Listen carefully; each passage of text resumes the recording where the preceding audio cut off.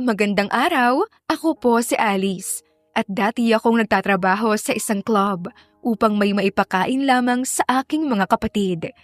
Inakala ko na ang buhay ko ay iikot lamang sa pagbabayad ng utang hanggang sa bayaran ako ng isang bilyonaryo upang magpanggap na kaniyang asawa.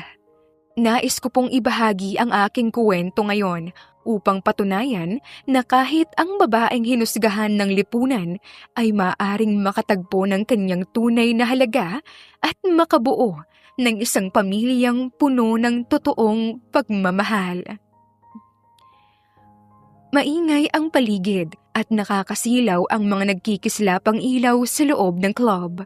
Pagod na si Alice, ngunit pinipilit niyang panatilihin ang matamis na ngiti sa kanyang labi dahil kailangan niya ng pera. Kailangan niyang mabayaran ang malaking utang ng kanyang yumaong ama at mapagtapos sa pag-aaral ang kanyang mga nakababatang kapatid. Para sa kanya, walang puwang ang pagrereklamo kapag pamilya na ang nakasalalay. Nagpupunas siya ng baso sa bar counter nang biglang lumapit sa kanya si Miss Gina, ang floor manager ng club. Alice, mag-ayos ka. May napakayamang bisita sa VIP room at ikaw mismo yung hinahanap niya. Huwag kang gagawa ng kapalpakan dahil malaking isda ang nahuli natin ngayong gabi. Mabilis na tumango si Alice at nagtungo sa powder room. Inayos niya ang kanyang maikling pulang damit at naglagay ng panibagong lipstick. Alam niya ang laro sa ganitong uri ng trabaho.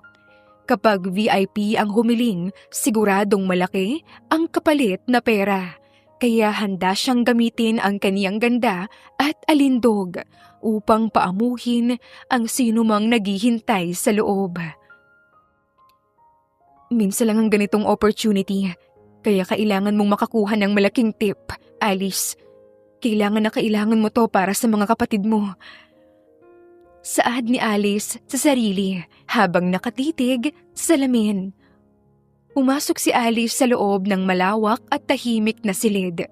Ibang-iba ang hangin sa loob at tila nawala ang nakabibinging ingay mula sa dance floor.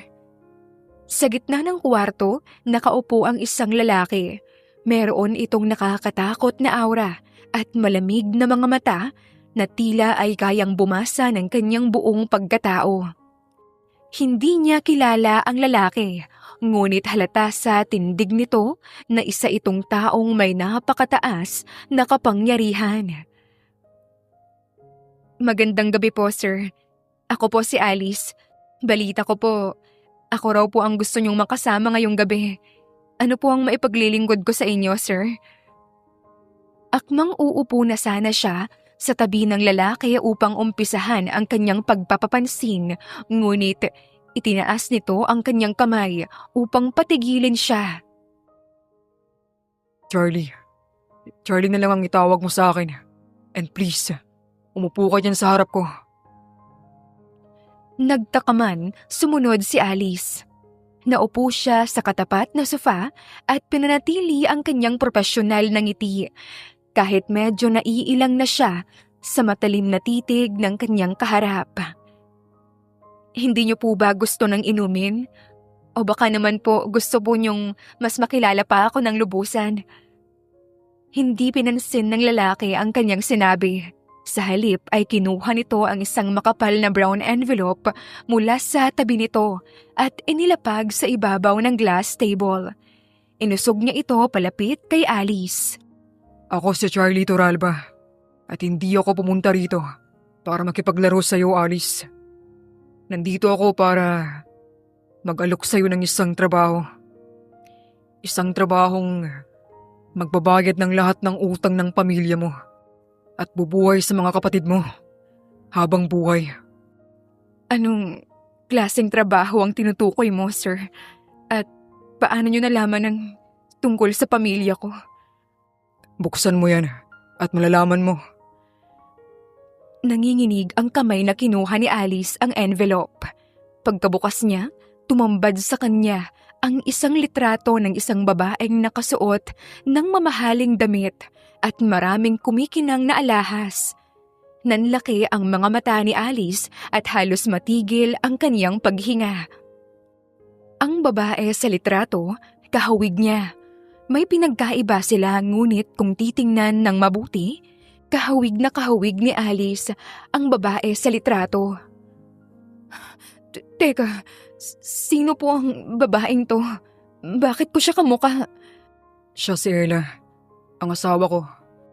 Nawawala siya at kailangan kong protektahan ang pamilya ko at ang negosyo ko habang pinaghahanap ko siya. Gusto kong magpanggap ka bilang siya, kapalit ng kahit anong halaga na hilingin mo. Hindi makapagsalita si Alice. Pabalik-balik ang tingin niya sa litrato at seryosong mukha ni Charlie. Parang isang eksena sa pelikula ang nangyayari sa kanya ngayon, ngunit alam niyang totoo ang lahat dahil sa bigat ng presensya ng lalaking kaharap niya. Naguguluhan po ako, Sir Charlie. Magkamukha nga kami, pero isang normal na babae lang po ako. Hindi ko po alam kung paano maging isang mayaman at lalo na maging asawa ng isang katulad niyo. Hindi mo kailangan maging siya. Kailangan mo lang patunayan sa publiko at sa pamilya ko na nasa maayos na lagay ka. Ako nang bahala sa lahat ng kailangan mo. Sir, maulang galang na ho pero hindi ko po kayo kilala. Hindi naman po ako basta-bastang sasama sa inyo at maniniwala sa mga sinasabi niyo. Fair enough. Naiintindihan kita. Inilabas ni Charlie ang isa pang manipis na folder at nilapag ito sa harap ng dalaga. Narito ang kontrata. Basahin mo ang mga benepisyo. Kapag pumayag ka, babayaran ko ng buo ang lahat ng naiwang utang ng tatay mo. Ngayong gabi mismo, sasagutin ko rin ang buong pag-aaral ng mga kapatid mo hanggang sa makatapos sila ng koleyo. Bukod pa ron, bibigyan kita ng ₱250,000 kada buwan bilang personal mong allowance. At kapag natapos ng kasunduan, bibigyan kita ng sapat na pera para makapagsimula kayo ng bagong buhay sa kahit saang lugar na gusto mo. Nanlaki ang mga mata ni Alice sa magkakasunod na alok ni Charlie. Ang halagang binanggit nito ay kailanman hindi niya kikitain kahit habang buhay pa siyang magtrabaho sa kanilang club. Sapat na yon upang maiahon ang kanyang mga kapatid sa matinding kahirapan. Ngunit, alam niyang walang ganoong kalaking halaga na walang kapalit na mabigat na responsibilidad. Ano naman po ang mga kapalit? May mga kondisyon kapag pumayag kang magpanggap bilang asawa ko. Una, titigil ka na sa pagtatrabaho rito. Pangalawa, titira ka sa mansyon ko at kikilos ka bilang asawa ko sa harap ng ibang tao. Pero hanggang doon lang yon. Wala tayong anumang pisikal na relasyon. Pangatlo, habang nagpapanggap ka bilang asawa ko, bawal kang umalis ng bahay nang walang kasamang mga tauhan ko at bawal kang makipag-ugnayan sa mga dati mong kakilala, kahit pa sa mga kapatid mo. At ang pinakamahalaga sa lahat, kailangan mong maging isang ina sa anak kong lalaki. Pakitunguhan mo siya ng maayos. Kapag may ginawa kang masamang sisira sa planong ito, babawiin ko ang lahat ng binigay ko sa'yo at sisiguraduhin ko na pagbabayaran mo yon. Binalot ng kaba ang buong sistema ni Alice. Nakakatakot ang mga kondisyon at batid niyang parang isinusuko na rin niya ang kaniyang kalayaan. Hindi na nagdalawang isip pa ang dalaga. Natatakot man sa maaaring gawin ng bilyonaryo, marahan niyang itinulak pabalik ang folder. Pasensya na po, Sir Charlie. Pero hindi ko po matatanggap itong trabahong to. Kung hindi niyo po kailangan ng serbisyo ko ngayong gabi, aalis na po ako. Tumayo si Alice at dire-diretso nang umalis nang hindi lumilingon sa lalaki. Samantalang si Charlie naman, hindi siya pinigilan. Ngunit nasa mga mata pa rin nito ang determinasyong mapapayag ang babaeng kamukha ng kanyang asawa. Ilang araw ang lumipas matapos ang hindi inaasahang usapan nila ni Charlie, Madilim na ang kalangitan at umaambon pa nang mapadaan si Alice sa isang makipot na eskinita pauwi sa kanilang inuupahang bahay. Balot ng pagod ang kanyang buong katawan mula sa trabaho. Ngunit mas mabigat ang pasanin sa kanyang isipan dahil hindi pa rin naaalis sa isipan niya ang offer ng bilyonaryo. Ngunit habang naglalakad si Alice, 3 lalaking may malalaking pangangatawan ang biglang humarang sa kanyang dinaraanan. Nakilala agad ni Alice ang lalaking nasa gitna na si Mang Tomas, ang pinagkakautangan ng kanyang yumaong ama. Saan ka pupunta, Alice? Ilang buwan na kayong nagtatago sa akin. Nasaan ang bayad nyo? Mang Tomas, magbabayad naman po ako ngayong katapusan. Bigyan niyo lang po sana ako ng panahon. Kinailangan po kasi ng mga kapatid ko yung pera para sa eskwelahan. Panahon? Ubus na ang pasensya ko. Kung wala kang maibabayad, pwede nating pag-usapan ng ibang paraan. Total, binibenta mo naman ang katawan mo doon sa club. Baka pwede ko na ring pagkakitaan yan nang mabilis mong mabayaran ang utang ng iyong ama. Sumama ka sa akin. Walang hirap na kinaladkad ng 2 matitipunong lalaki si Alice patungo sa isang mas liblib na lugar. Pilit na nagpupumiglas ang dalaga habang takot na takot sa maaari niyang kahihinatnan ngayong gabi. Ngunit wala siyang magawa. Walang laban ang lakas niya sa 2 lalaki. Pwede ko ho kayong kasuhan dito sa ginagawa niyo, Mang Tomas. Bitawan niyo ako! Mga hayop kayo! Napailing lamang si Mang Tomas at mahigpit na hinawakan ang buhok ni Alice dahilan upang mapangiwi ito sa sakit. Wala nang hindi nabibili ang pera ngayon. Alice, kaya kong makalusot sa kahit na ano at kaya kong bilhin kahit pa ang buong pagkatao mo. Sandali lang naman ito. Kapag masaya na yung kumpare ko na may kursunada sa'yo, magbabayad siya ng malaki. Kalahati rin yun ang utang ng iyong ama. Nanlaki ang mga mata ni Alice sa kanyang narinig. Hindi na niya napigilan ang mga luha niya. At walang tigil na nagpumiglas si Alice kahit pa wala itong saysay. Nakita ko yung nakababata mong kapatid. Si Mia, kanina. Dalagita na. Kung ayaw mo, baka pwedeng siya na lang ang isama namin para pagkakitaan. Siguradong malaki ang halaga niya sa mga kilala ko. Huwag na huwag ninyong hahawakan ang kapatid ko! Mga demonyo kayo! Papatayin kita, Mang Tomas, kapag may nangyaring masama kay Mia!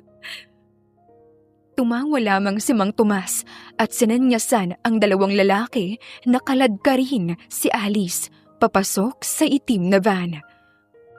Ngunit bago pa man tuluyang maipasok si Alice, biglang umalingaw-ngaw ang matinis na pagpreno ng 2 itim na SUV. Bumukas ang mga pinto at mabilis na nagsibabaan ang 5 lalaking nakasuot ng formal na suit. Walang pag-aatubili, mabilis at profesional na pinabagsak ng mga ito ang mga tauhan ni Mang Tomas. Sa loob lamang ng ilang segundo, nakadapa na ang mga naniningil sa kanya habang nakapulupot ang mga braso sa kanilang likuran. Okay lang po ba kayo, Miss Alice? Hinihingal na paatras si Alice. Hindi siya makapaniwalang kilala siya ng mga lalaking iyon at isa lamang ang dahilan para mangyari yun. Mga tauhan ba kayo ni Sir Charlie? Sinusundan niyo ba ako? Inutusan po kami ni Mr. Toralba na siguraduhing kaligtas kayo, Miss Alice. Nag-alab ang galit at paggalito sa sistema ni Alice. Hindi niya alam kung plinano ba ito ng bilyonaryo para takutin siya. Ngunit alam niyang kailangan niya itong harapin ngayon din. Dalhin niyo ako sa kanya. Ngayon din. Matapos ang 1 oras, nakarating din si Alice sa pinakamataas na palapag ng Toralba Tower. Pagbukas ng malaking pinto ng opisina, tumambad sa kanya ang isang malawak na silid na gawa sa salamin kung saan matatanaw ang buong lungsod. Ngunit hindi ang magandang tanawin ang kumuha ng kanyang atensyon, kundi ang isang malaking investigation board sa gilid ng kwarto. Puno ang whiteboard ng mga litrato. May mga larawan ng iba't ibang babae na may pagkakahawig kay Ella. Ngunit lahat ng ito ay may malaking X. Sa pinakagitna, nakapaskil ang isang malinaw at malaking litrato ni Ella. At sa tabi nito ay ang mga nakaw na litrato ni Alice habang naglalakad, nagtatrabaho at nakangiti. Mabilis naman palang magbago ang isip mo, Alice.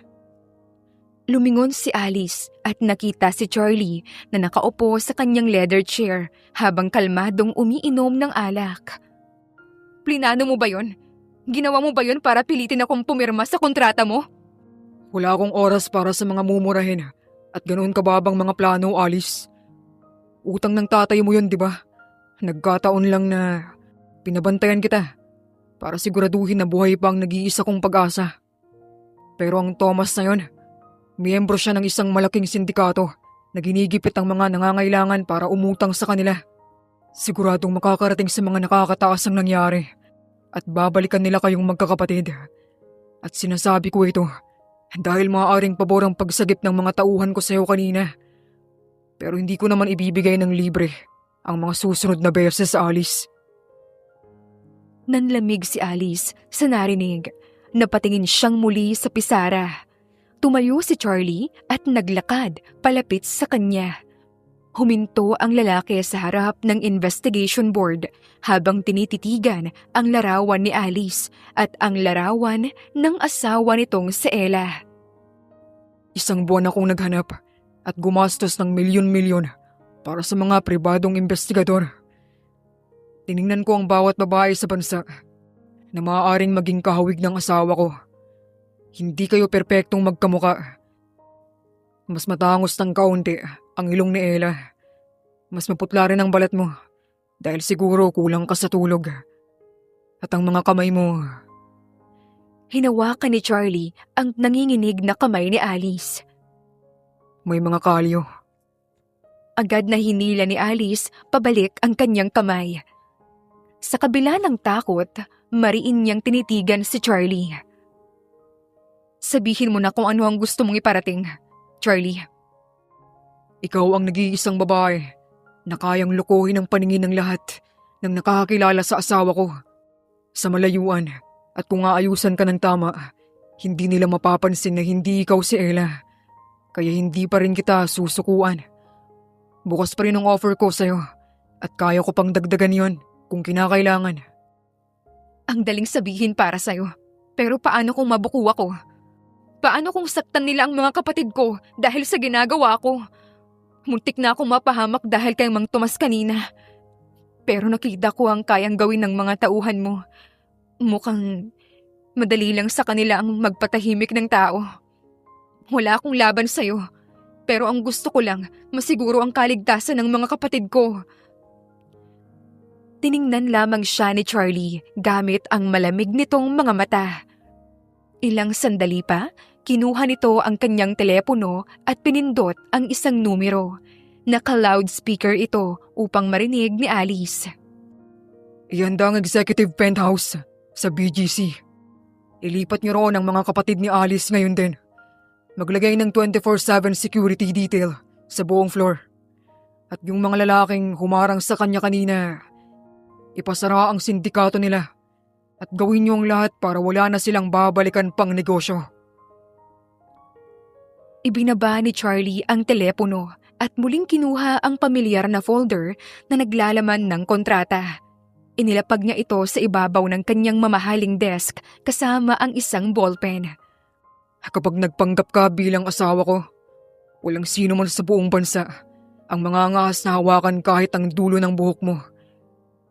Ang mga kapatid mo, nasa ilalim na sila ng proteksyon ko at ako lamang ang makakapagpanatili ng kaligtasan nila ngayon. I have the power to erase your worst nightmares with a single phone call, Alice. Pero ang proteksyong ito ay may presyo. At alam mo na kung ano ang gusto ko. Tiningnan ni Alice ang kontrata, ngunit ang nakikita niya ay ang tunay na kapangyarihan at impluwensya ng lalaking kaharap niya. Isang bilyonaryo na kayang baguhin ang takbo ng buhay ng mga tao sa isang iglap. Ang tanging tao na makakatulong sa kanya ngayon at ang makapagpapanatili ng kaligtasan ng kanyang mga kapatid. Huminga ng malalim si Alice, pinunasan ang kaniyang mga luha at buong tapang na kinuha ang ballpen. Hindi na siya nag-alinlangan pa. Pinirmahan niya ang papel na tuluyang magpapabago sa kaniyang buhay. Kinabukasan, bumukas ang malalaking gate na gawa sa bakal at dahan-dahang pumasok ang sasakyan ni Charlie. Ang mismong mansyon ay mukhang isang palasyo na nakikita lamang niya sa mga pelikula at magazine. Kung ikukumpara ang inuupahan nilang bahay, baka kasing laki lamang ito ng garahe ni Charlie. Pagkababa nila ng sasakyan, sinalubong sila ng hilera ng mga kasambahay. Ngunit mabilis lamang silang nilagpasan ni Charlie na tila sanay na sa ganitong eksena. Sumunod lamang si Alice at halos magkandara pa na sa paghabol sa malalaking hakbang ng lalaki habang nagsimula ng magsalita ang bilyonaryo para ilibot siya sa loob ng bahay. Ito ang main living room. Doon ang kusina at dining area. Sa ikalawang palapag ang mga kwarto at ang opisina ko. Huwag kang papasok sa opisina ko nang walang paalam. Yun lang ang tanging lugar na hindi mo pwedeng pasukin sa pamamahay na ito. Napatango na lamang si Alice kahit pa hindi siya tinitingnan ng lalaki. Napakaganda at napakarangya ng buong bahay. Ngunit pansin niya ang labis na katahimikan at panlalamig ng paligid. Walang mga litrato ng pamilyang nakasabit sa dingding at tanging mga mamahaling paintings lamang. Ngunit natigil ang kanyang atensyon at malalim na pag-iisip nang makita ang isang maliit na bata na nakadungaw mula sa itaas ng hagdan. Lumiwanag ang mukha ni Alice. Mahilig siya sa mga bata dahil sanay siyang mag-alaga sa kanyang mga nakababatang kapatid. Kaya naman ay lumapit siya ng kaunti patungo sa paanan ng hagdan nang may matamis na ngiti. Hello, ako nga pala si Alice. Anong pangalan mo? Ang cute-cute mo naman. Sa halip na sumagot o ngumiti pabalik, nanlaki ang mga inosenteng mata ng bata. Bakas ang matinding takot sa mukha nito na para bang nakakita ng isang nakakatakot na halimaw sa halip na isang kaibigan. Hindi man lang ito sumagot sa pagbati niya. Umatras lamang ito at nagtago sa likod ng kanyang yaya na kalalabas lamang mula sa isang silid. Siya si Liam, ang anak ko. Naiwang nagtataka si Alice.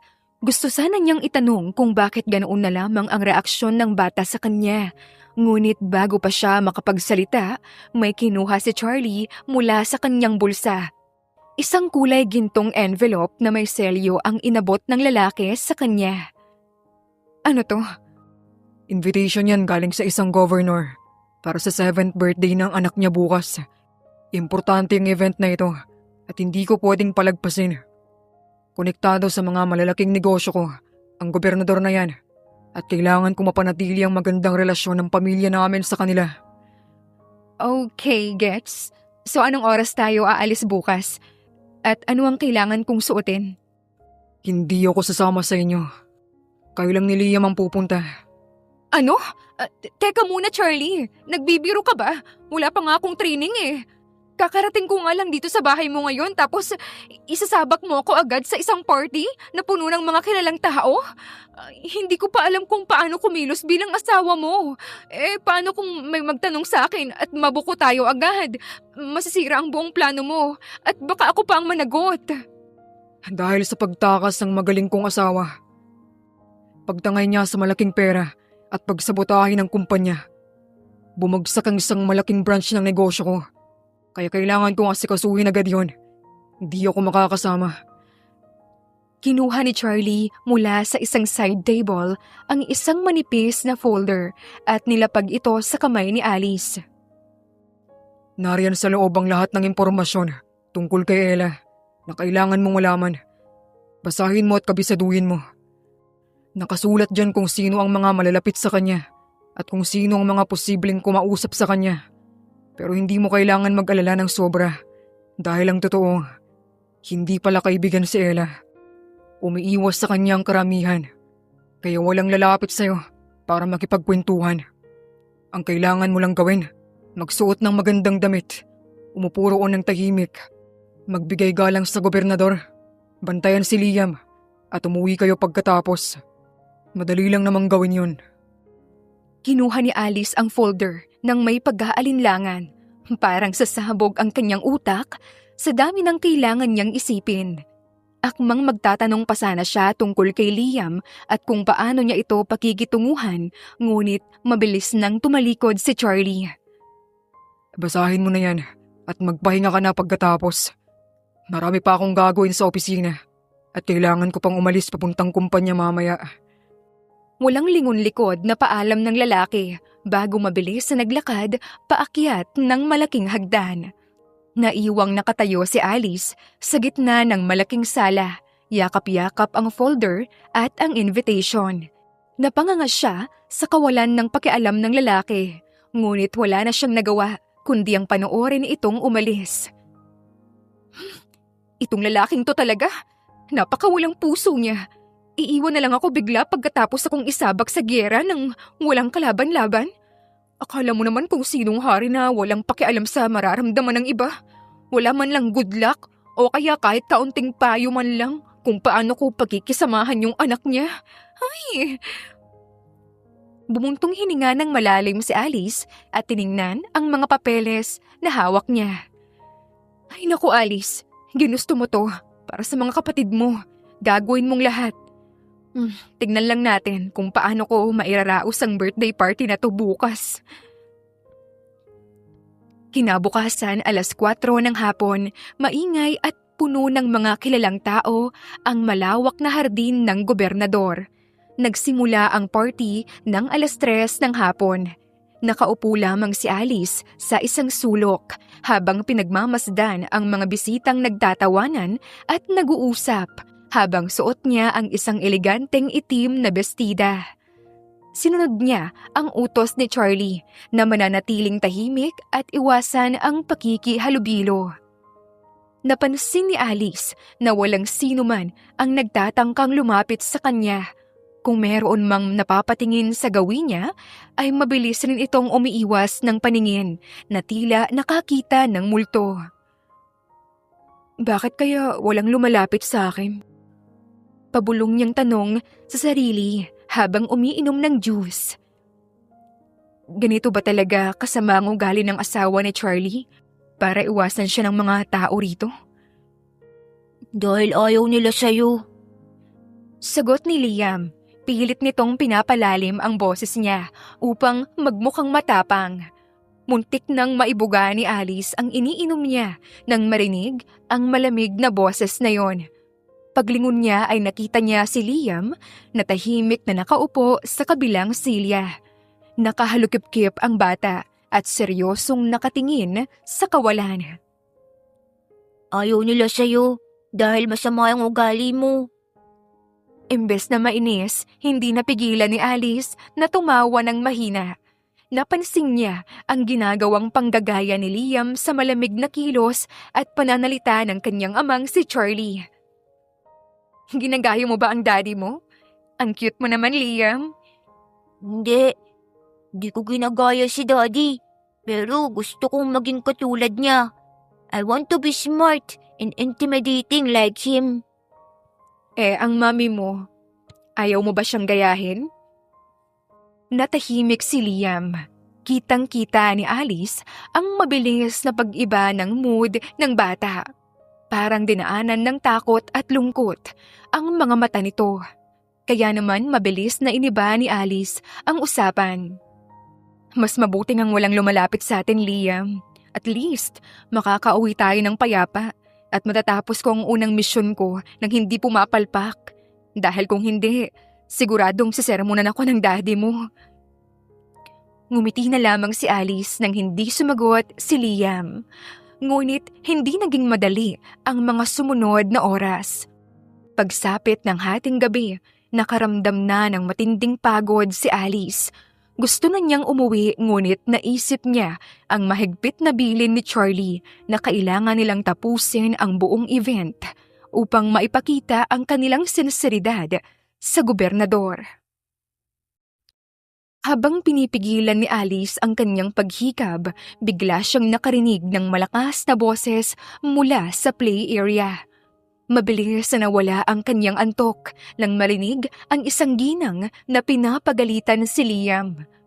Patakbo siyang lumapit at nakita ang batang nakayuko habang dinuduro ng isang bisita.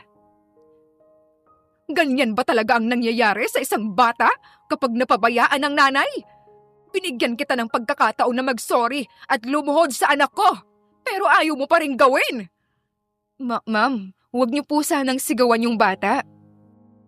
Mabilis niyang nilagay si Liam sa kanyang likuran upang protektahan ito. Tumaas ang sangkilay ng ginang at pinasadahan siya ng mapanghusgang tingin. At kailan ka pa nagkaroon ng pake sa anak mo, Ella? Pagkatapos mong maging pabaya at iwan ang pamilya mo, magpapanggap ka ngayon na isang mabuting ina. Isa ba itong bagong plano mo para lokohin ang asawa mo? Humigpit ang hawak ni Alice sa kamay ng bata. Hindi siya apektado sa mga panlalait ng ginang, ngunit nag-alala siya sa mga naririnig ng bata. Hindi ka lang malandi! Magnanakaw pa! Patuloy pa niya sa malakas na boses na nakakuha na ng atensyon ng ibang mga bisita. Wala kang kwentang asawa, kaya huwag ka magmalinis rito! Bahala na po kayo kung anong gusto niyong isipin. Wala akong panahon para makipag-away sa inyo. Halika na, Liam. Doon tayo sa kabilang table. Akmang maglalakad na palayo si Alice upang ilayo ang bata sa gulo nang biglang hablutin ng ginang ang kanyang braso.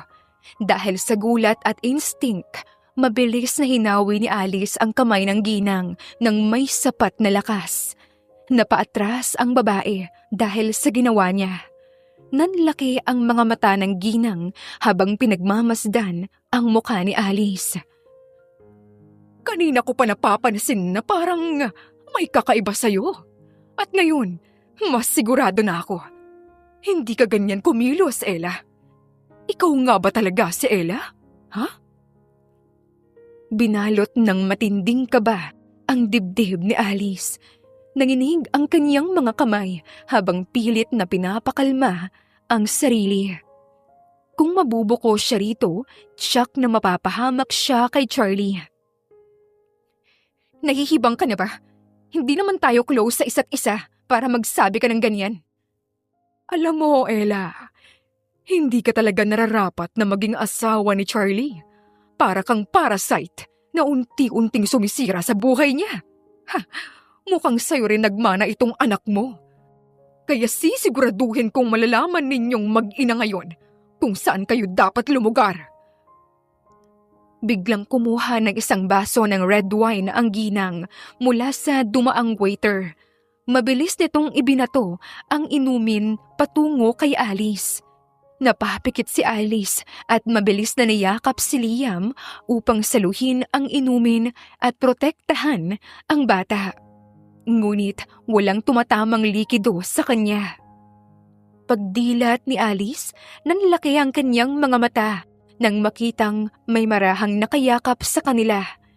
Ang lahat ng wine na dapat sana ay tatama kay Alice, ngayon ay nasa mamahalin ng suit ng lalaki. Charlie, hindi ko alam na darating ka. Hindi naman sumagot si Charlie. Inayos lamang niya ang kanyang suit at hinarap ang ginang. Ha? Mr. Toralba, yung asawa niyo kasi ay napakabastos. Gusto ko lang namang mag-sorry si Liam sa anak ko dahil nasira ni Liam yung laruan niya kanina. Pero itong si Ella nakisali. Hindi ba dapat yun ang gawin niya bilang asawa ko? Teka, alam naming lahat kung anong klaseng babae ang si Ella, Mr. Turalba. Hindi mo na kailangan pang pagtakpan si Ella at konsintihin katulad ng lagi mong ginagawa. Malaking kasinungalingan ang lahat ng mga narinig nyo. Lumapit si Charlie kay Alice at inakbayan ito. Wala namang nagawa si Alice kundi ang umarte na lamang na umiiyak sa dibdib ng lalaki. As you can see, okay na okay kami ng asawa ko. Nagkaroon kami ng maraming hindi pagkakaintindihan. But as husband and wife, we figured everything out. Muntik mo nang ipahamak ang anak at asawa ko dahil sa isang baseless rumor, Mrs. Garcia. At hindi ko mapapalampas yun kung patuloy mo pang iaharas sa Ella. Napaatras ang ginang sa labis na takot at hindi na nagsalita pa. Humarap si Charlie kina Liam at Alice. Kahit na basang-basa ang kanyang damit, pinanatili nito ang kanyang propesyonal na tindig. Excuse us. Formal niyang paalam sa mga tao sa paligid. Hinawakan niya ang braso ni Alice at inilalayan ang dalaga at ang kanyang anak palayo sa komosyon. Pagka-uwi nila sa mansyon, naging tahimik ang buong biyahe. Bago pa man magbihis si Alice, sinigurado niyang okay na si Liam, ngunit hindi niya inaasahang makikita niya si Charlie sa kwarto ng anak nito. Daddy, I'm sorry. Kasalanan ko po yung nangyari kanina. Marahang hinaplos ni Charlie ang buhok ni Liam at marahang ngumiti. Isang ngiting puno ng pagmamahal na ngayon lamang nakita si Alice mula sa malupit na bilyonaryo. Wala kang kasalanan sa nangyari, Liam. At alam kong hindi ka ang sumira sa laruan ng anak ni Mrs. Gomez. Alam kong hindi mo gagawin yun. Natakot po ako kay Mrs. Gomez kanina, Daddy. Pero mabuti na lang po, tinulungan ako ni Tita Alice. Pinagtanggol niya po ako. Kaya nagpapasalamat ako sa kanya. Ligtas ka na ngayon, Liam. Natahimik ng ilang segundo si Liam bago muling nagangat ng tingin sa kanyang ama. Baka sa mukha nito na may gusto itong itanong sa kanyang ama. May gusto ka bang sabihin, anak? Daddy, pwede po bang si Tita Alice na lang ang maging mami ko? Palagi? Pwede po bang magpanggap na lang siya forever? Liam, ipinaliwanag ko na sa iyo ang sitwasyon, di ba? Nandito lang si Alice para sa isang mahalagang trabaho. Pansamantala lang siyang magpapanggap at may sarili siyang buhay na kailangan balikan. May mga kapatid siya na umaasa sa kanya. Nakita ni Alice ang pagbagsak ng balikat ni Liam. Matinding pagkadismaya ang bumalot sa mukha niya. Pero ayoko na pong bumalik ang totoong mami ko. Pinapahirapan niya po tayo at sinasaktan. Mas gusto ko po si Tita Alice kasi mabait siya. Mabilis na naputol ang usapan nang tumayo si Charlie. Inayos nito ang kumot ng kanyang anak at umiwas ng tingin. Gabi na, Liam. Kailangan mo nang magpahinga at matulog. Agad na naglakad si Charlie papunta sa pinto. Dahil sa bilis ng pangyayari, hindi na nakahanap pa ng oras si Alice para magtago. Pagkabukas ni Charlie ng pinto, nagulat ito nang makita ang dalagang nakatayo mismo sa labas ng kwarto. Ay, Charlie, good evening. Natahimik si Charlie at seryoso siyang tinitigan. Wala itong sinabing kahit ano na lalong nagbakaba sa dalaga. Chinecheck ko lang si Liam kung okay ba siya. Kaso nag-uusap kayo kaya hindi ko na kayo inistorbo. Hindi pa rin sumagot si Charlie. Matagal lang niyang tinitigan si Alice bago dahan-dahang tumango. Salamat sa ginawa mo para sa anak ko kanina. Wala yon. Salamat din pala, Charlie. Doon sa ginawa mong pagtatanggol sa amin kanina. Akala ko hindi ka pupunta. Pero mabuti na lang talaga at dumating ka. Baka nasa bunutan na ako ron kung hindi ka dumating. Malapit lang sa venue yung kinainan namin for a dinner meeting. Kaya naisipan kong daanan kayo. Isa pa, naisip ko na baka gumawa ka kaagad ng kapalpakan sa unang araw mo. At tama nga ako. Hoy! Teka muna! Mabilis niyang depensa habang sumusunod kay Charlie. Hindi ko naman kasalanan yung nangyari kanina.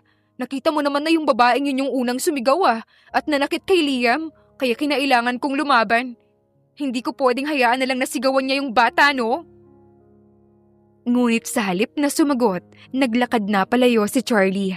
At bago pa ito tuluyang makaliko sa pasilyo, nakita ni Alice ang isang bahagyang ngiti na sumilay sa labi ng bilyonaryo. Isang napakanipis na ngiti, ngunit sapat na upang magpatigil sa pagtibok ng puso ng dalaga. Aba, kung makangiti daig pa ang nanalo sa loto. Saad ni Alice sa kanyang sarili. Lumipas ang ilang araw matapos ang kaarawan ng anak ng gobernador, ipinagpatuloy ni Alice ang kanyang pagpapanggap bilang si Ella, habang kasalukuyang hinahanap pa rin ito.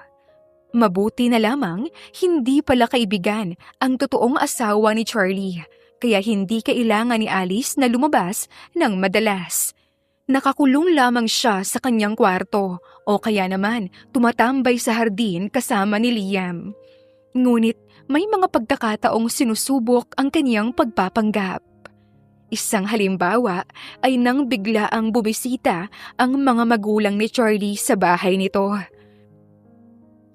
Diyos ko, muntik na ako doon kanina. Bulong ni Alice sa sarili habang nakahiga sa kanyang malambot na kama. Naalala niya kung paanong nag-usisa ang mga magulang ni Charlie. Napansin kasi ng mga ito na parang may kakaiba raw sa kanya. Mabuti na lamang at naroon si Charlie para ipagtanggol siya. Napangiti tuloy si Alice habang nakatitig sa kisame at inaalala ang mga nangyari kaninang umaga. Si Charlie, mukha namang hindi siya masamang tao. Kahit nasuplado at palaging seryoso, mabuti siyang ama. At nakita kong handa siyang protektahan ang pamilya niya. Siguro ay naging malamig lang talaga siya dahil sa panloloko ng totoo niyang asawa. Habang malalim ang kanyang iniisip, bigla na lamang namatay ang mga ilaw. Binalot ng matinding kadiliman ang buong mansyon. Sinabayan pa ito ng malakas na kulog at buhos ng ulan sa labas. Naku po! Pati pala sa bahay ng mayayaman nagkakaroon ng blackout? Takang tanong niya. Mabilis siyang bumangon, kinuha niya ang kanyang cellphone at binuksan ang flashlight nito. Agad na pumasok sa isip niya si Liam, kaya naman nagmadali siyang lumabas ng silid at nagtungo sa kwarto ng bata. Pagkabukas ni Alice ng pinto, nakita niya agad si Charlie na nakaupo sa gilid ng kama ni Liam. Mahigpit nitong yakap ang umiiyak na bata. May hawak na cellphone si Charlie sa kabilang kamay at galit na kinakausap ang isang tao sa kabilang linya. Anong ibig mong sabihin pumutok ang linya ng kuryente dahil sa kidlat? Bakit hindi gumagana ang backup generator ng mansyon? Binabayaran ko kayo para siguraduhin na palaging maayos ang facilities ng bahay na to. Ayusin yung short circuit na yan ngayon din. Bago ko pa kayo tanggalan ng mga trabaho. Padabog niyang binaba ang telepono at mabilis na binaling ang buong atensyon sa kanyang anak. Hinaplos niya ang likod ng bata na ngayon ay nanginginig sa takot. Nandito na si Daddy, Liam. Walang mangyayaring masama. Daddy, natatakot po ako.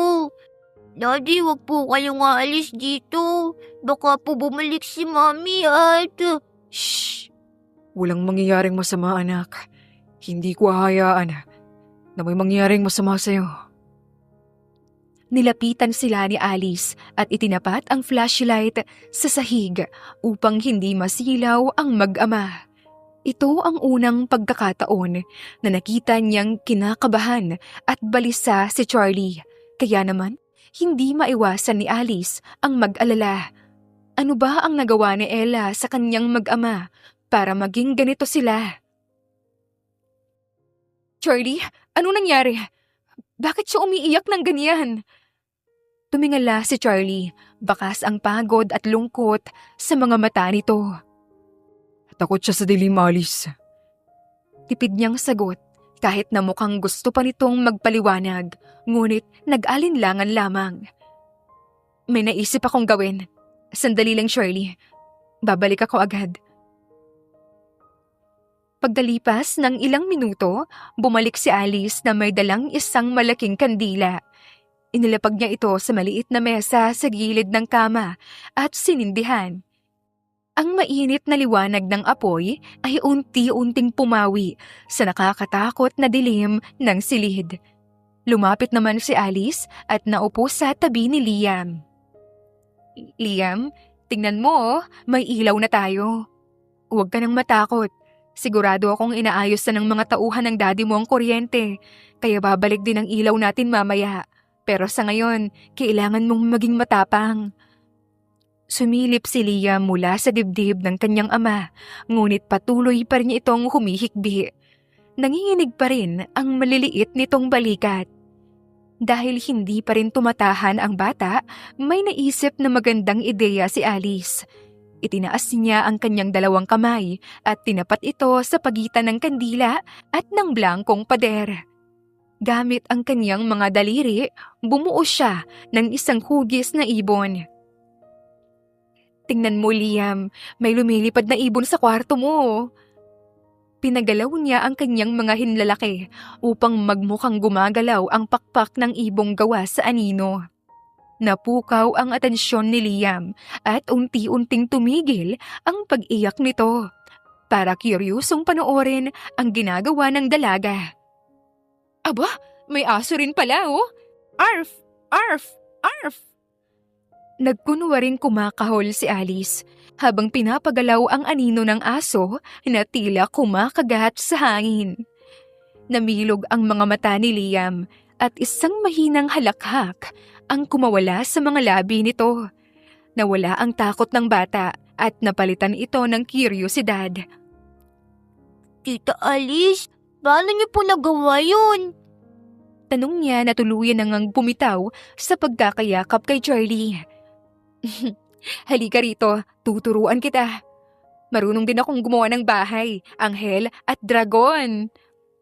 Lumapit si Liam at sinubukan ding gayahin ang hugis ng mga kamay ni Alice. Nagtulungan silang dalawa na gumawa ng iba't ibang hayop gamit ang kanilang mga anino. Sa sandaling iyon, napuno ng masayang tawanan ang loob ng kwarto na kanina lamang binalot ng takot at tensyon. Habang masayang naglalaro ang dalawa, tahimik lamang na nakaupo si Charlie sa kabilang gilid ng kama.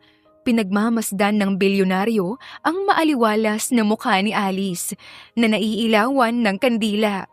Nakita niya ang senseridad at pagmamahal nito kay Liam. At sa sandaling iyon, isang malambot at tunay na ngiti ang sumilay sa labi ni Charlie na tuluyang tumunaw ng yelo sa kanyang puso dahil sa babaeng nasa kanyang harapan. Daddy, sama ka po sa amin para mas lumaki yung dragon namin. Nanlaki ang mata ni Charlie, agad nawala ang ngiti sa labi niya at napaiwas ito ng tingin. Charlie, halika na rito. Huwag ka ng KJ dyan. Pangaasar naman ni Alice na nakaposisyon pa rin ang kamay para sa aninong dragon na pinagtutulungan nilang gawin ni Liam. Daddy, halika na po, please. Wala nang nagawa pa si Charlie kundi ang sumama. Tawang-tawa sina Alice at Liam dahil sa tigas ng kamay ni Charlie.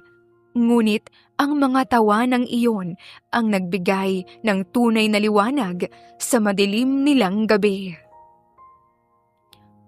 Pagkatapos ng paglalaro, hindi na malaya ni Alice na nakatulog na pala sila ni Liam. Maging si Charlie, nagising na lamang makalipas ang 1 oras at nakitang nakabalik na pala ang kuryente. Ngunit ang mas pumukaw sa kanyang atensyon ay ang natutulog na si Alice sa tabi ni Liam. Shh! Huwag kang maingay, Daddy. Nakangiting saad ni Liam habang nakatingin sa kanyang ama. May kung anong kumurot sa puso ni Charlie nang makita ang saya sa mga mata ng kaniyang anak. Mahal na mahal niya si Liam, ngunit aminado siya na hindi sapat ang kanyang pagmamahal para punan ang puwang na iniwan ni Ella sa puso at buhay ng anak niya. Ngunit ang makita itong ganito kasaya ngayon, nagbigay ng isang malaking ginhawa na matagal niya nang hinahanap.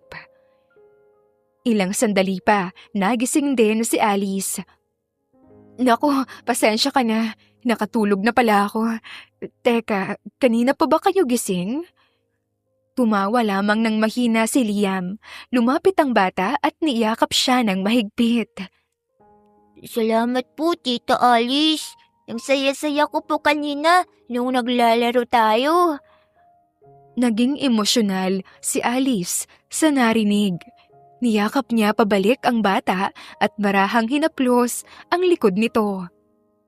Walang anuman, Liam. Sige na, matulog ka na. At gabi na kasi, oh.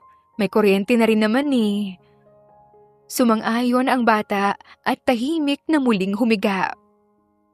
Nang makasigurong maayos na si Liam, sabay nang lumabas ng silid sina Alice at Charlie. Ngunit habang naglalakad sa pasilyo, napansin ni Charlie na palihim na pinupunasan ni Alice ang kaniyang mga mata. Umiiyak ka ba? Ha? Huwag mo akong alalahanin. Namiss ko lang bigla ang mga kapatid ko. Natigilan si Charlie at ilang sandaling tinitigan si Alice. Ilang sandali pa, kinuha niya ang kanyang cellphone mula sa bulsa at iniabot ito sa dalaga. Tawagan mo sila. Mag-video call kayo para makasiguro kang maayos ang lagay nila. Pero bawal to sa kontrata, di ba? Baka naman patibong to. At bigla mo na lang akong kasuhan ng breach of contract. Wala pa naman akong maipambabayad sa'yo. Hindi kita kakasuhan. Pangako. Sige na, kunin mo na. Kinuha ni Alice ang cellphone nang may malaking ngiti at masayang nagtungo sa kanyang silid para makausap ang kaniyang mga kapatid. Gumaan ang kanyang pakiramdam nang makitang ligtas ang mga ito. Bayad na ang mga utang ni Papa. Pagkatapos itong trabaho ko rito kay Charlie, magkakasama na ulit tayo.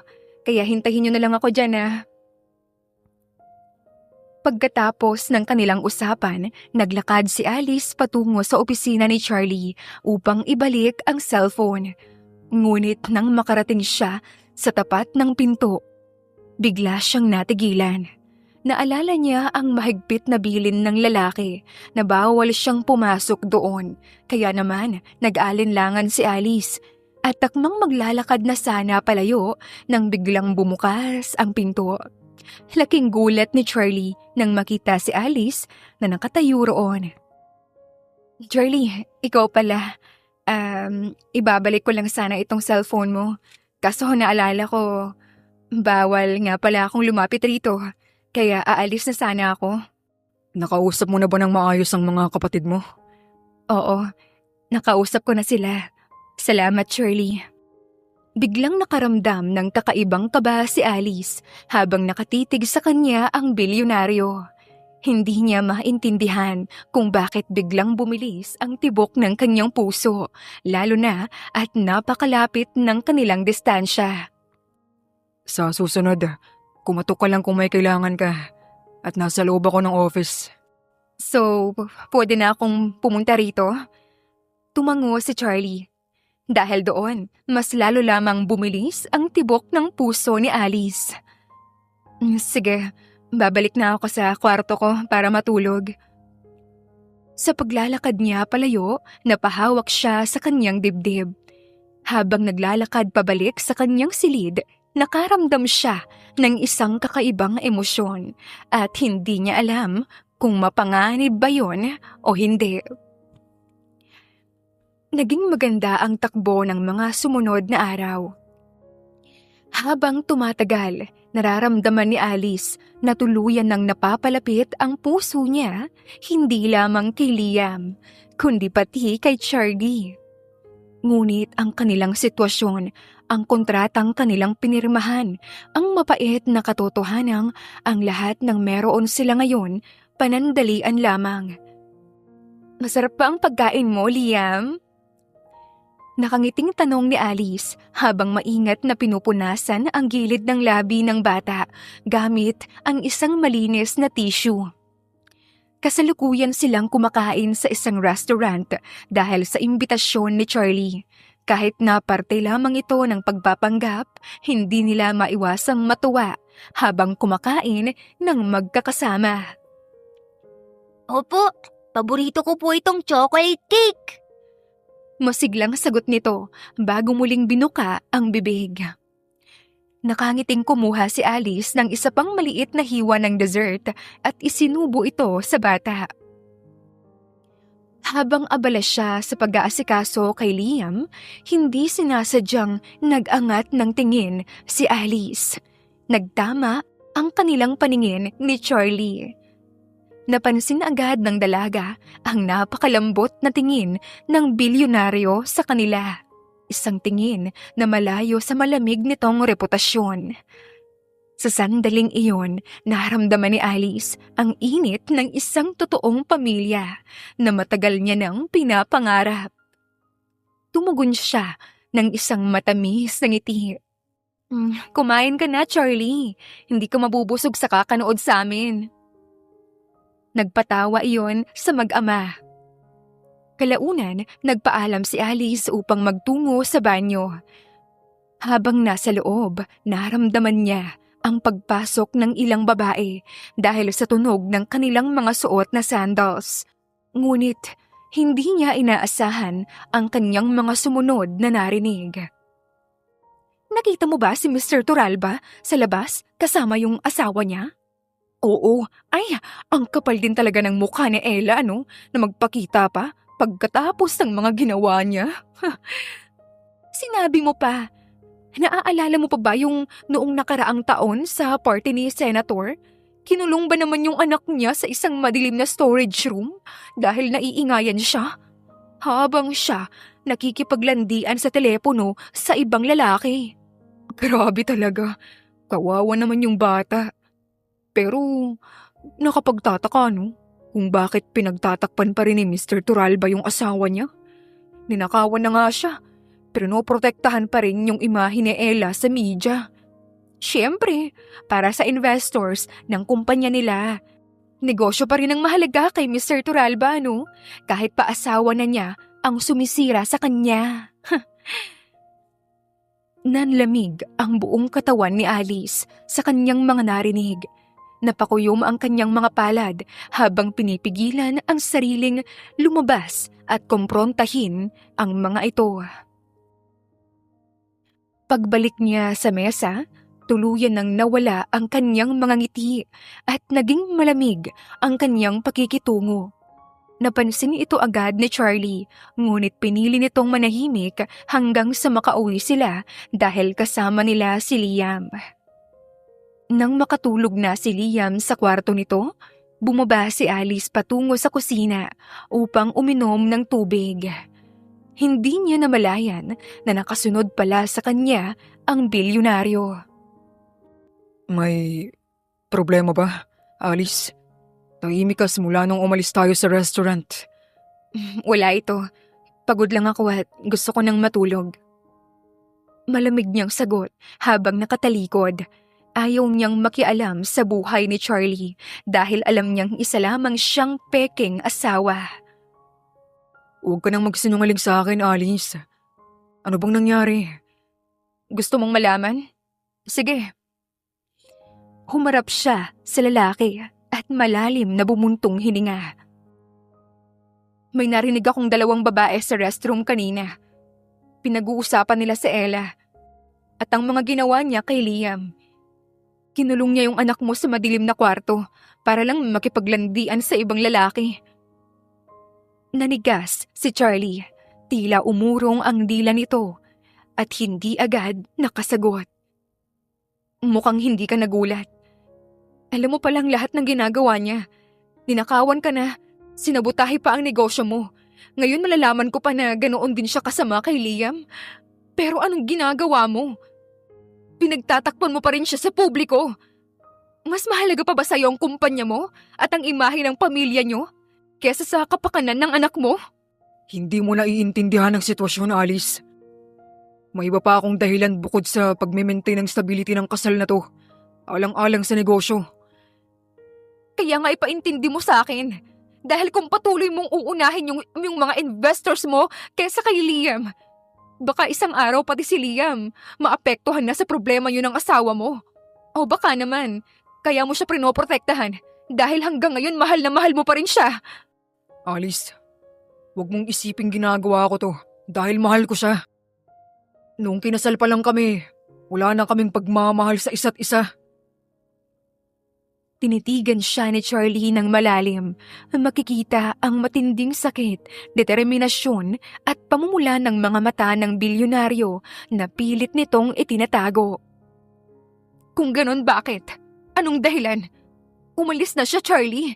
Hindi na babalik yun dahil sa mga ginawa niya sa'yo at sa kumpanya mo. Yung ninakaw niya, sigurado ako na kaya mo namang kitain ulit yun sa dami ng pinapalakad mong negosyo. Kung hindi mo siya mahal, ano pang dahilan para gawin ang lahat ng ito? Para lang mahanap ang asawa mo. May malubhang sakit si Liam, Alice. Anong sinabi mo? Natigilan si Alice sa kanyang narinig. Naramdaman niya ang unti-unting pagkadurog ng kanyang puso sa kanyang narinig. Isang bihirang sakit sa bone marrow na sumisira sa dugo niya. Kailangan niya ng agarang transplant para mabuhay. Pero, imposible. Ang lakas-lakas naman niya. Nakita ko siyang naglalaro at tumatawa. Hindi naman siya mukhang sakitin. Baka nagkakamali lang yung doktor, Charlie. Dapat siguro pinacheck mo pa rin siya sa ibang doktor. Nagawa ko na.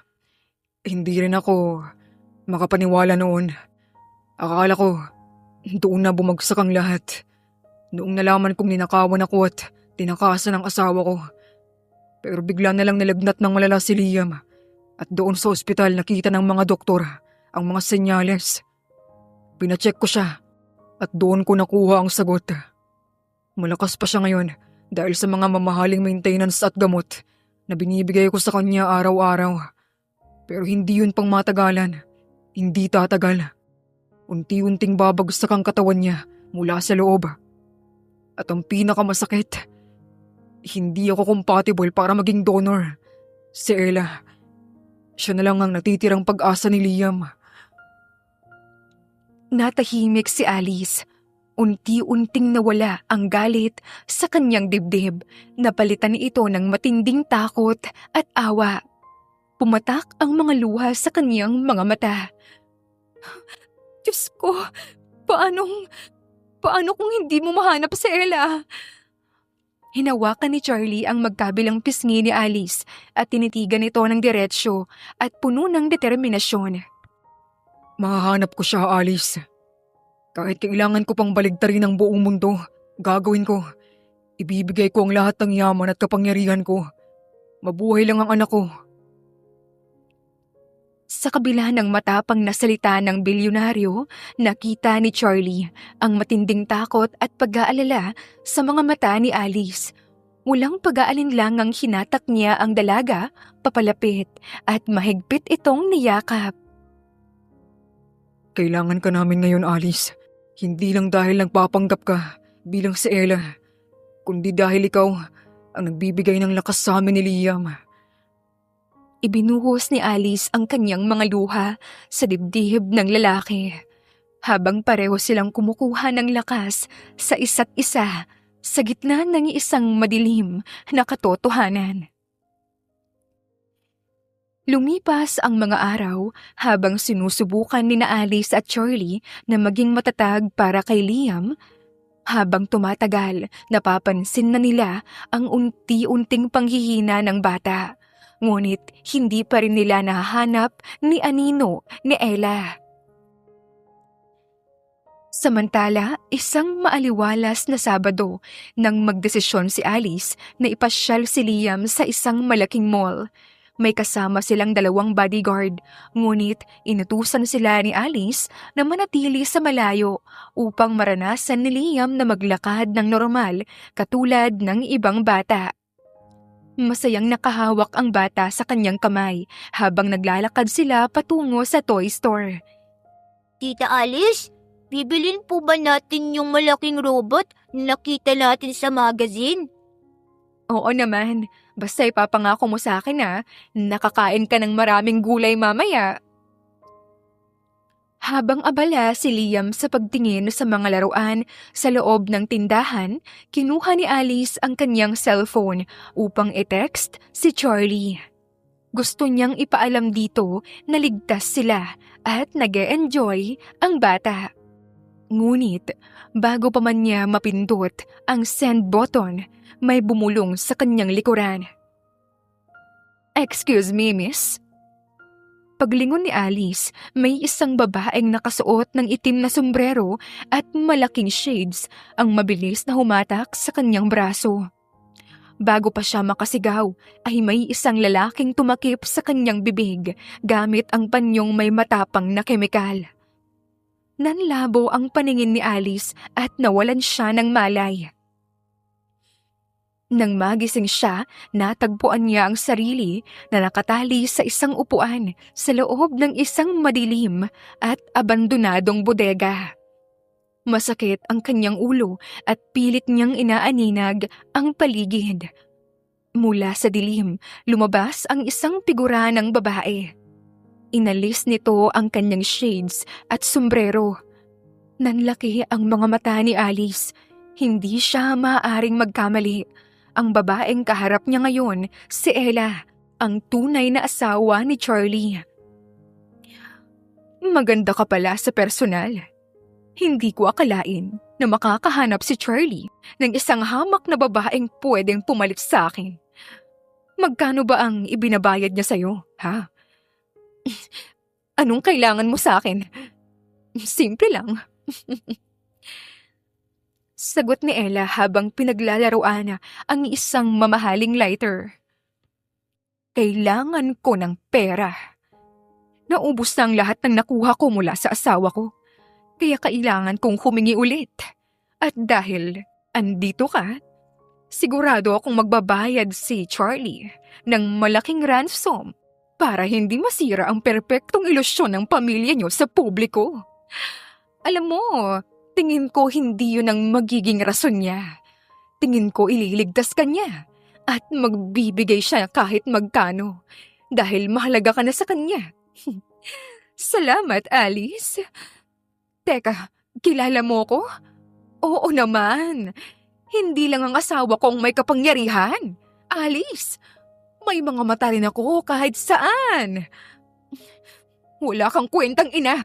Nakuha mo pang isipin ang pera pagkatapos mong mang-iwan at sakta ng sarili mong anak. Winasak mo ang buhay ni Charlie at ni Liam." Dahil sa sinabi niya, nawala ang ngisi sa labi ni Ella. "Wala kang alam sa buhay ko, Alice. Hindi ko naman ginustong makasal sa kanya. Ginawa lang akong gatasan ng sarili kong pamilya. Buong buhay ko, nakakulong ako sa kontrol nila. Kaya huwag mo akong husgahan dahil ginusto ko lang lumaya. Hindi sapat na rason yan para saktan ng isang inosenteng bata. Kahit anong galit mo sa mundo, Ella, wala kang karapatan iparamdam kay Liam na hindi siya kamahal-mahal." "Inosente? Kawawa? Huwag kang magpatawa. Lumaki si Liam na nakukuha ang lahat ng gusto niya. May pera sila, may kapangyarihan. Hindi siya kawawa dahil wala siyang kahit na anong problema sa buhay niya." Tinitigan ni Alice ang babaeng kaharap niya. Nakita niya kung gaano katindi ang pagiging makasarili nito at wala nang pag-asa pang magbago ang babaeng ito. "Mamamatay na si Liam." Natigilan si Ella. Nawala ang lahat ng emosyon sa mukha nito matapos ang narinig. "Ano? Nahihibang ka na ba?" May malubhang sakit siya sa bone marrow. Unti-unting tumulo ang kanyang luha. Hindi dahil natatakot siya para sa sarili niya, kundi dahil naawa siya sa batang nakasalalay ang buhay sa ina na wala nang pakialam rito. Unti-unting bumabagsak ang katawan niya. Kailangan niya ng transplant at hindi compatible si Charlie. Ikaw na lang ang pag-asa niya, Ayla. Kung iniisip mong hinahanap ka ni Charlie para pagbayarin, hindi. Hinahanap ka niya dahil ayaw niyang mawala ang anak niya sa kanya. Nanigas si Ella sa kanyang kinatatayuan. Ang kaninang matapang at puno ng kumpiyansang muka, napalitan ng matinding gulat at kalituhan. Napaatras si Ella at nabitawan ang hawak niyang lighter. Hindi yan totoo. Bago pa man makapagsalitang muli si Alice, mabilis nang tumalikod si Ella at nagmamadali ng tumakbo palabas ng bodega. Naiwang nakatali si Alice at wala nang ibang nagawa kundi ang umiyak. Wala siyang pakialam kung anong mangyayari sa kanya sa mga susunod na oras. Ang tanging ipinagdasal lamang niya ay sana nakaabot sa puso ni Ella ang kanyang mensahe.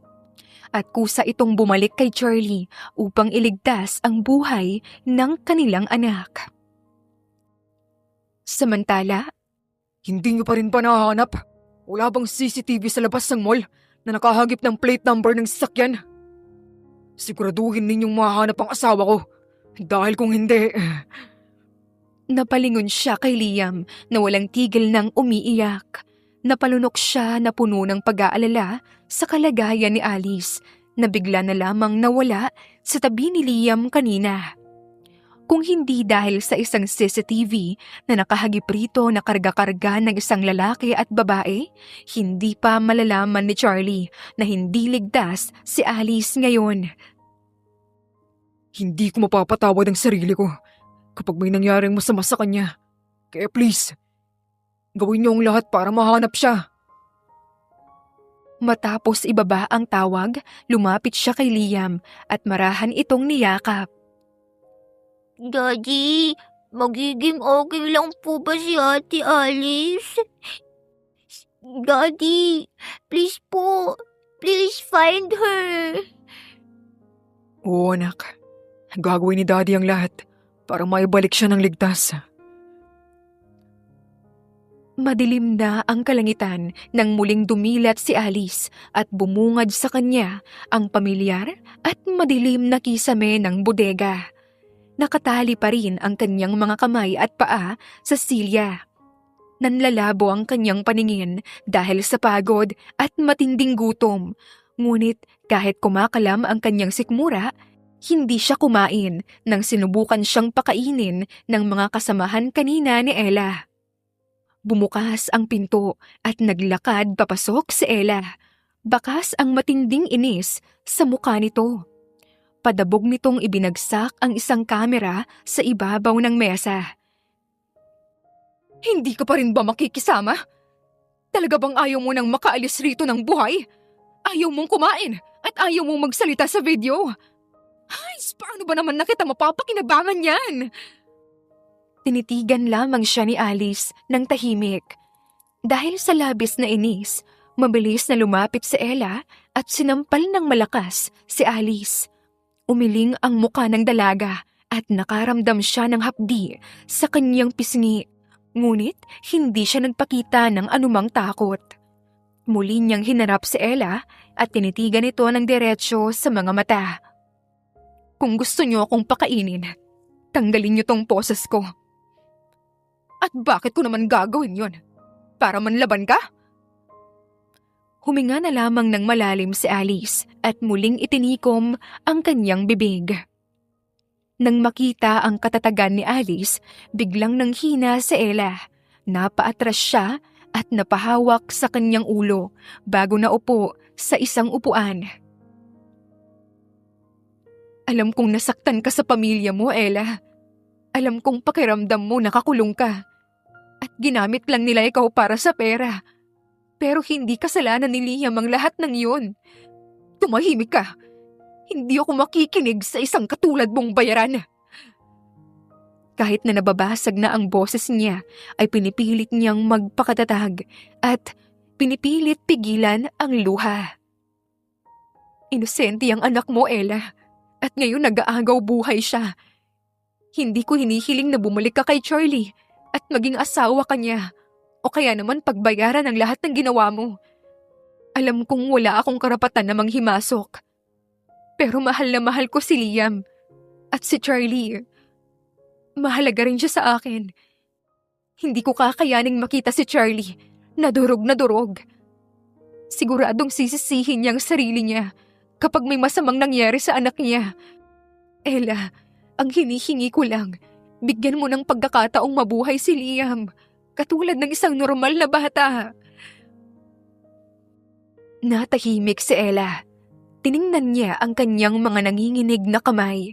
Inalala niya ang maliit na mukha ni Liam noong una niya itong hawakan bilang isang sanggol at tuluyan na siyang naluha. Dahan-dahan siyang tumayo, pinunasan ang kanyang luha saka lumapit kay Alice. Walang pag-aalinlangang tinanggal niya ang mga tali at posas na nakakabit sa mga kamay at paa ng dalaga. Dalhin mo ako sa ospital kung saan pwedeng gawin ang test. Naging maayos at mabilis ang sumunod na medical procedures. Katulad ng inaasahan, perpektong match si Ella para sa kaniyang anak. Matapos ang ilang araw na paghahanda, tuluyan nang isinagawa ang bone marrow transplant. Naging matagumpay ang operasyon at ngayon, ligtas na ang bata. Sa isang pribadong silid, tahimik na nakaupo si Alice. Maingat at banayad na nililinis ni Charlie ang mga gasgas at sugat sa kanyang pulso na nakuha niya mula sa mahigpit na posas sa bodega. Nararamdaman ni Alice ang init ng mga palad ng bilyonaryo habang dahan-dahan itong pinupunasan ang kaniyang balat gamit ang bulak at gamot. I'm sorry sa lahat ng nangyari, Alice. Napasama ka pa sa gulo ng pamilya ko at nalagay sa panganib ang buhay mo. Nangyayari ang lahat ng may dahilan, Charlie.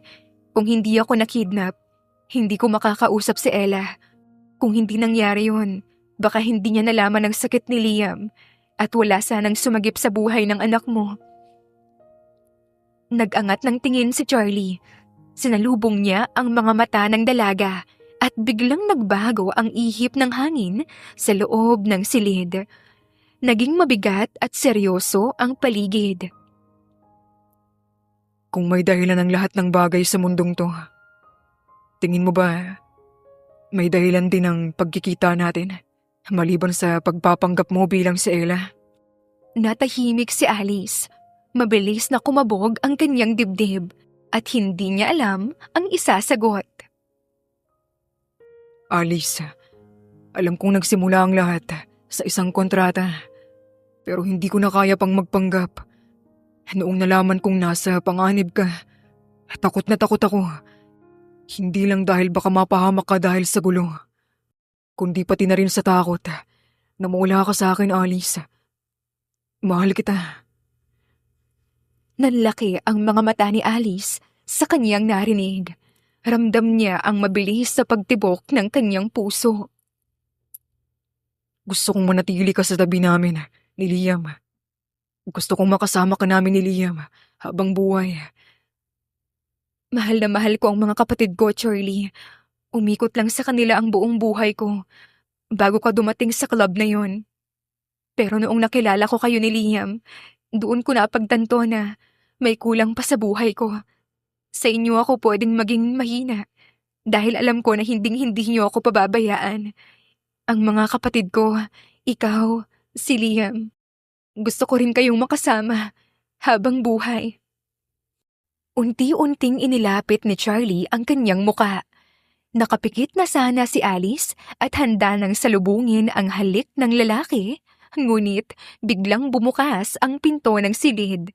Gulat na napamulat si Alice at mabilis na lumayo kay Charlie. Sakto namang pumasok si Liam na nakaupo sa isang wheelchair habang tulak-tulak ito ng kanyang doktor. Liam, andito ka pala. Huwag kayong mag-alala. Ligtas naman siyang ilabas sandali sa kwarto, basta mag-iingat lang at huwag masyadong papagurin. Saad ng doktor na nagtutulak sa wheelchair ni Liam.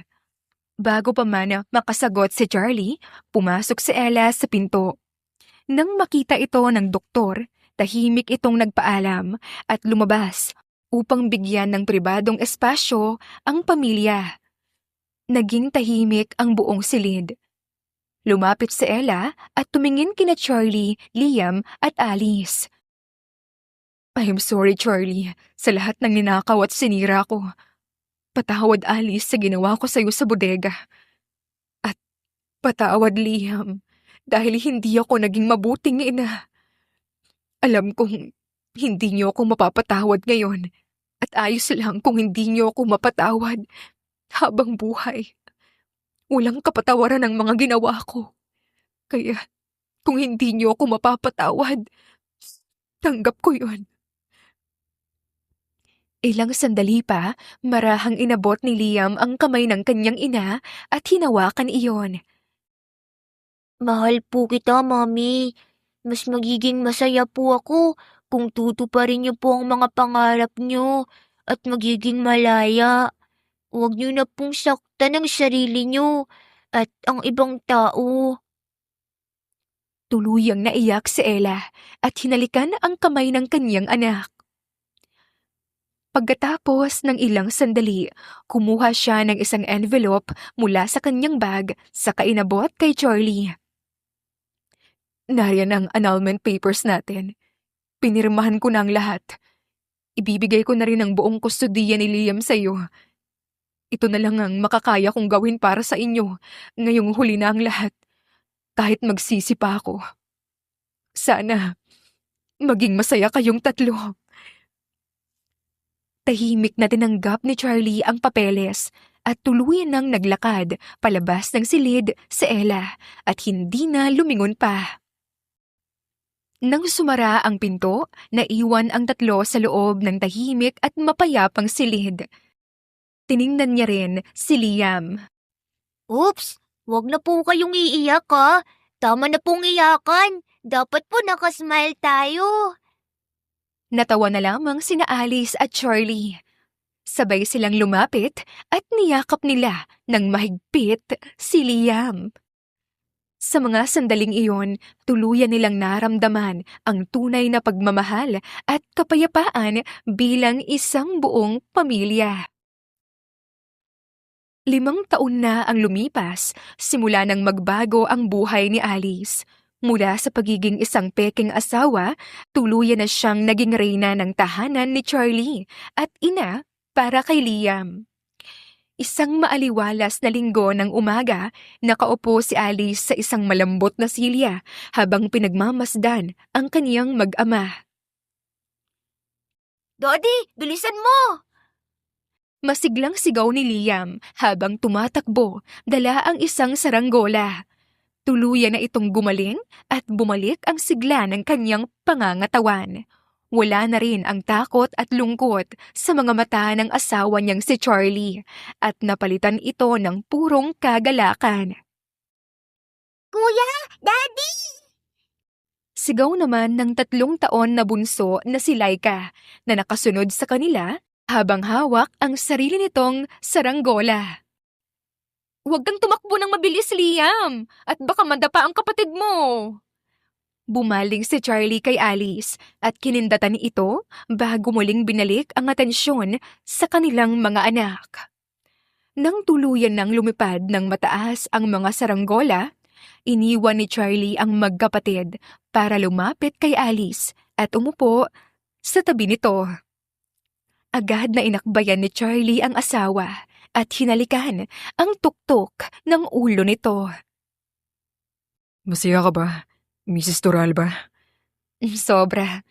Sino ba naman ang mag-aakala na ang isang napakasungit na CEO na nagalok sa akin ng isang kontrata, magiging ganito kalambing na asawa? Tumawa ng mahina si Charlie. Hinawakan niya ang kamay ni Alice at pinagsiklop ang kanilang mga daliri. Ramdam nila ang lamig ng kanilang mga singsing na nagpapatunay ng kanilang tunay at wagas na pag-iisang dibdib. Wala na akong pakialam sa mga kontrata. Dahil ang tanging mahalaga na lang sa akin ngayon ay ikaw at ang mga anak natin. Kayo, ang buhay ko. Napangiti si Alice at tinaas ang kanyang kabilang kamay upang haplusin ang kanyang lumalaking tiyan. At ang magiging bagong miyembro ng pamilya natin. Lumiwanag ang mukha ni Charlie. Maingat nitong hinaplos ang tiyan ni Alice at yumuko upang halikan ito. Hindi na ako makapaghintay na makita siya. Mula sa malayo, kumaway sina Liam at Laika sa kanila. Sabay na kumaway pabalik sina Alice at Charlie. Sa ilalim ng maaliwalas na kalangitan, napatunayan nila na ang tunay na pamilya ay hindi lamang nasusukat sa dugo. Nasusukat ito sa sakripisyo, pagpapatawad at sa isang pagmamahal na handang hamakin ang lahat. Hindi palaging nakabatay sa dugo ang pagbuo ng isang pamilya. Ipinapakita ni na Alice at Charlie na ang tunay na pamilya ay pinagtitibay ng pagmamahal at araw-araw na pagpili na protektahan ang isa't isa. Ang pagiging ama o ina, hindi lamang isang titulo. Ito ay isang panghabang buhay na desisyon na unahin ang kapakanan ng anak, higit sa sariling interes. At panghuli, ang tunay na pag-ibig ay hindi makasarili. Ipinakita ni Charlie na handa siyang isuko ang kanyang yaman para sa anak at para kay Alice. Ipinakita naman ni Alice na handa siyang isugal ang sarili para sa isang pamilyang natutunan niyang mahalin.